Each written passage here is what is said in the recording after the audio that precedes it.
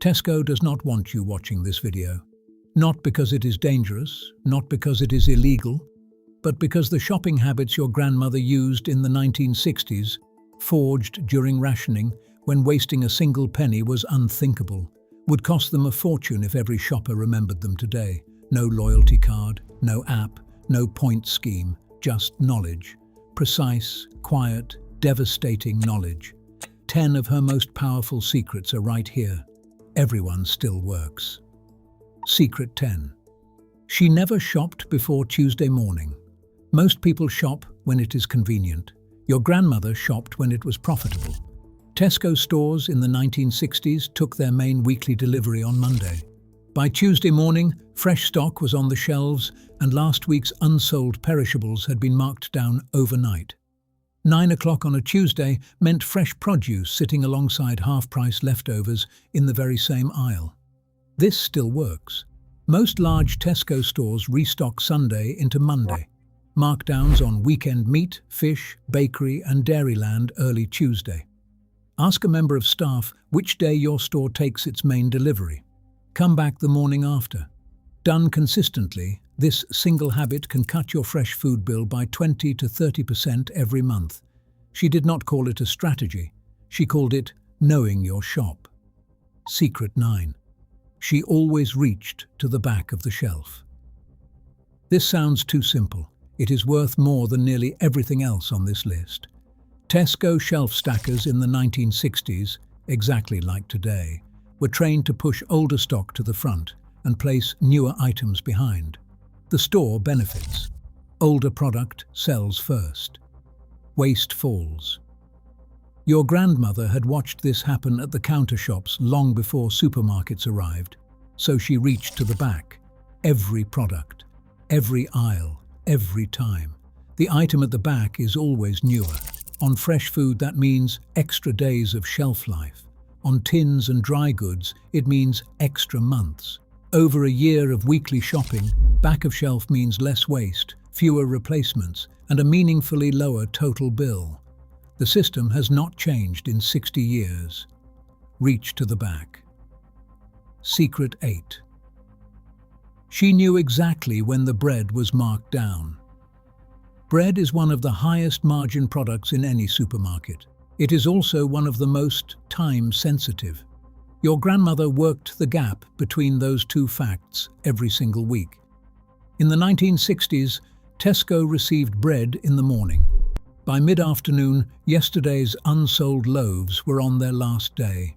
Rather than take the full loss, stores marked them to half price between 3 and 5 in the afternoon. She timed her bread purchase to that window, bought at half price, took the loaves home and managed them deliberately. Fresh on day 1, toasted from day 2. The final heels turned into breadcrumbs or a bread and butter pudding, not a crumb wasted. Tesco bakery markdowns still happen. The window is typically 3 to 6 in the evening. Ask at the counter. Build a habit around it. Secret 7. She asked the butcher counter directly. This requires something modern supermarket shopping has almost entirely trained out of us. It requires you to speak to a person. In the 1960s, Tesco had full-service butcher counters. Your grandmother did not browse pre-packaged trays. She went to the counter, spoke to the butcher by name, and asked a question nobody asks today. She asked for the bones. Beef bones, chicken carcasses, marrow bones, pork knuckle, cuts with almost no commercial shelf value. In many Tesco stores with a meat counter today, these are available for almost nothing because there is no listed price and no demand. From those bones, she made real stock. Rich, deeply flavoured, the kind that costs £3 a carton today for the price of a short conversation. If your local Tesco has a staffed counter, go and ask. Secret 6. She knew which own brand products were identical to the named version. Many Tesco own brand products are made in the same factories, on the same lines, with the same recipe as the branded product sitting directly beside them. The only difference is the label. The price gap in some categories is 40%. Your grandmother had a mental list of exactly where this was true. She bought own brand without hesitation across tinned tomatoes, tinned fish, plain flour, table salt, white sugar, dried pasta, vegetable oil, plain biscuits, and long-life milk. Commodity products. The recipe does not change. The factory does not change. Only the tin changes. She was not being cheap. She was being precise. She spent those savings on fresh meat, produce and dairy, where quality genuinely varied. Build your own list. It takes 4 shops. It saves money for the rest of your life. Secret 5. She never bought anything from the end of an aisle. Walk into any Tesco today, and you will see a large display at the end of an aisle. Bright signage, big quantities, a price that looks from 6 feet away like a bargain. Your grandmother walked straight past it, without looking. The end of aisle display, the gondola end, is premium promotional space. Manufacturers pay for placement there. Products on it are not there because they represent the best value in their category. They are there because someone paid for the visibility. Check the unit price on any end-of-aisle item. Then find the same category in the main aisle and compare. In the majority of cases, the gondola end product is not the cheapest option. It is simply the loudest one. She never confused visibility with value. Neither should you. Secret 4. She always checked her receipt. Before leaving, your grandmother did not trust the till. Not blindly, not ever. This was not suspicion. It was a habit formed in an era when mental arithmetic was a survival skill.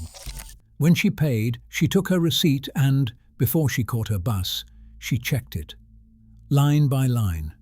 Every time. Pricing errors are more common than the industry admits. A promotional price not applied, a multi-buy that did not register, a markdown sticker not updated in the system. Tesco operates a policy, one that exists today but is never advertised, that in many cases entitles you to the first item free if the shelf price and till price do not match. Your grandmother would have used this without embarrassment. She would have been entirely right to do so. Check your receipt. Every time. 90 seconds. Over a year it pays for itself many times over. Secret 3. She bought loose. Always. In the 1960s, Tesco still sold much of its stock loose. Loose tea, loose biscuits, loose dried goods, weighed and bagged at the counter. Your grandmother bought loose wherever she possibly could. Packaging costs money. That cost is passed to you. When you buy pre-packaged goods, part of every price covers the bag, the seal, and the label. When you buy loose, you pay for the product alone. In modern Tesco stores, loose options have narrowed but not gone. Bakery counters sell bread and pastries loose. Fresh produce is still largely sold individually, and loose fruit and vegetables are almost always cheaper per unit than the bagged equivalent. Beyond that, she never bought small when large was available. She read the unit price, chose the best value per gram, and stored surplus correctly. Loose, large, unit price, every time. Secret 2. She knew the manager could authorize a discount. This makes people uncomfortable. It should not. Your grandmother had no discomfort with it whatsoever. In the 1960s, Tesco store managers had genuine local authority. They decided markdowns. They could, and regularly did, cut the price on damaged, near-expiry or slow-moving stock. She knew this because she had a relationship with her store. Same Tesco, same days, every week. The staff knew her. When she spotted a dented tin, a soft punnet or a torn wrapper, she asked, politely, directly, without apology, whether anything could be done on the price. The answer was yes, far more often than you would expect. It still is. Staff can apply discretionary markdowns on damaged or near-expiry goods. Most customers never ask, so most never receive what they are entirely entitled to request.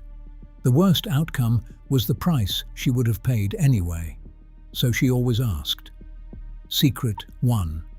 She registered her ration book and never forgot the lesson. This goes back further than Tesco. It goes back to the war. During rationing, every British household registered their ration book with one specific grocer, one store, one relationship. That system taught your grandmother something the modern supermarket industry has spent decades trying to undo. Her loyalty had power. Where she spent her money carried genuine weight. She was not a consumer passing through, she was a known, valued customer, and that deserved to be treated accordingly. When Tesco expanded through the 1950s and 60s, she carried that lesson in. One store, consistent visits, real relationships. And in return, without a loyalty card in sight, she received what comes from being truly known. The early word on markdowns, the kept-back cut of meat, the manager who remembered her name. She was never just a trolley moving through a system. She was a customer. She knew it every time she walked through those doors. 10 secrets. Everyone free. Everyone older than the loyalty card, the self-checkout, and the app on your phone. Your grandmother did not need Tesco to tell her how to shop. She already knew. If this brought back a memory, leave it below and subscribe, because there is a great deal more forgotten knowledge where this came from.